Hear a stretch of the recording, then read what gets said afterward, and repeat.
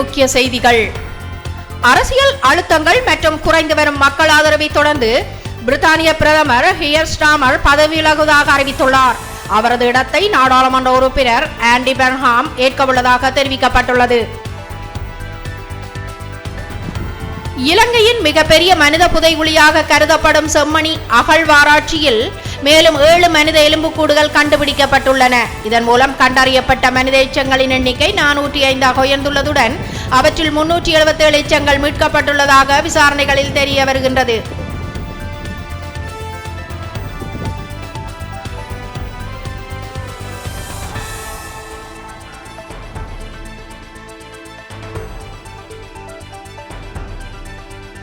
ஆயிரத்தி 1990ஆம் ஆண்டு கல்முனையில் உயிரிழந்த தமிழர்களை நினைவுகூரும் நிகழ்வு 36 ஆண்டுகளின் பின்னர் அம்மன் கோவில் வீதி சந்தியில் உணர்வுபூர்வமாக நடைபெற்றது.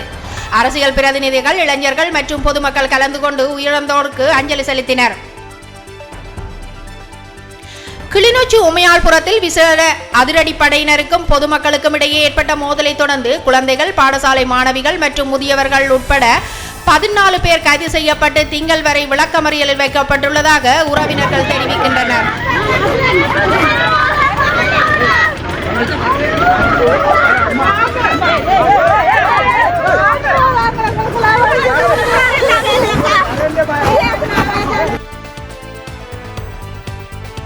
திருகோணமலையைச் சேர்ந்த 86 வயது ஓய்வு பெற்ற ஆசிரியை சாந்தமணி குணரட்னம் 1990ஆம் ஆண்டு காணாமலாக்கப்பட்ட தன் மகன் குமரனை 35 ஆண்டுகளாக தேடி வருகிறார். என் மகன் கொல்லி போட்டால் தான் என் ஆத்மா சாந்தியடையும் என அவர் உருக்கமாக தெரிவித்துள்ளார். இலங்கையின் உள்நாட்டு போர் முடிந்த பின்னரும் வடக்கு கிழக்கில் நிலங்கள் இராணுவமயமாக்கல் மற்றும் அபிவிருத்தி திட்டங்களின் பேரில் மாற்றப்படுவதால் தமிழர்களின் இடப்பெயர்வு இன்னும் தொடர்கிறது என இலங்கை பிரச்சார அமைப்பு தெரிவித்துள்ளது.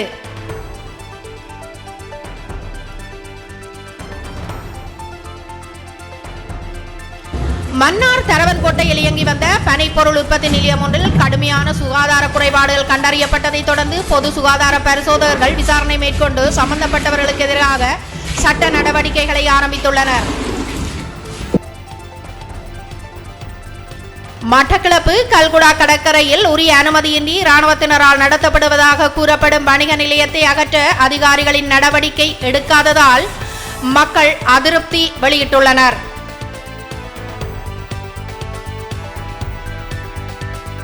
எரிபொருள் விலை மாதாந்த திருத்தங்களை அடிப்படையாக கொண்டு பேருந்து கட்டண மாற்றம் குறித்து ஆராயப்பட்டு வருவதாக தனியார் பேருந்து உரிமையாளர் சங்கம் தெரிவித்துள்ளது.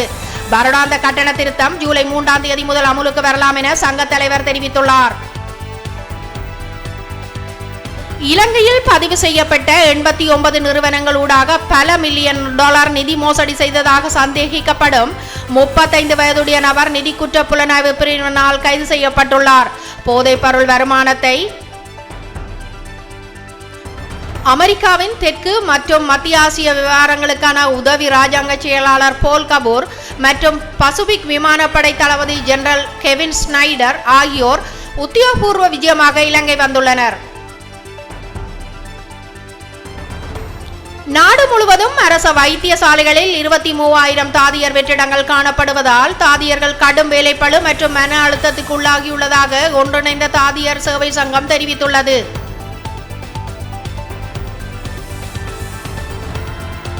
பொது சுகாதார பரிசோதகர்கள் என போலியாக அடையாளப்படுத்தி பணம் வசூலிக்கும் மோசடிக்காரர்கள் குறித்து பொதுமக்கள் அவதானமாக இருக்குமாறு பொது சுகாதார பரிசோதகர் சங்கம் எச்சரித்துள்ளது.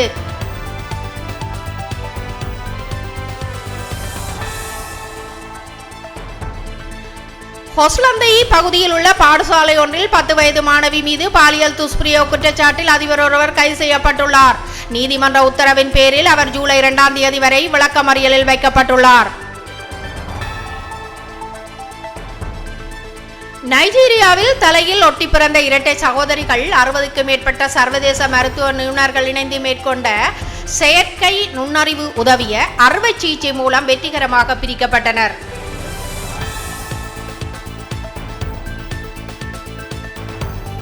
சப்ரமுக மேல் மற்றும் வடமேல் மாகாணங்களுடன் கண்டி, நுவரெலியா, காலி, மாத்தறை மாவட்டங்களில் அடிக்கடி மழை அல்லது இடியுடன் கூடிய மழை பெய்யக்கூடும் என வளிமண்டலவியல் திணைக்களம் தெரிவித்துள்ளது.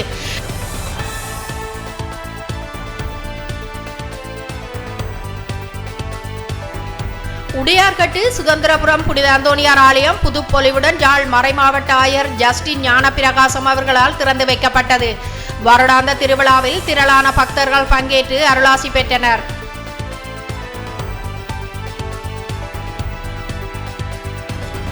பூநகரி மத்திய கல்லூரியின் 2026 உயர்தர மாணவர் ஒன்றுகூட நிகழ்வு சிறப்பாக நடைபெற்றதுடன் முதன்மை விருந்தினராக வடமாகாண உதவி காணி ஆணையாளர் விதுசா தினேஷ் கலந்து கொண்டார். இதன்போது சுவடுகள் 11 இதழும் வெளியிடப்பட்டது. அமோனியா வாயு கசிவால் பாதிக்கப்பட்டவர்களை ராஜீவ்காந்தி மருத்துவமனையில் நேரில் பார்வையிட்ட அமைச்சர் ராஜ்மோகன் அனைத்து வகையான மருத்துவ சிகிச்சைகளும் வழங்கப்பட்டு வருவதாக தெரிவித்துள்ளார்.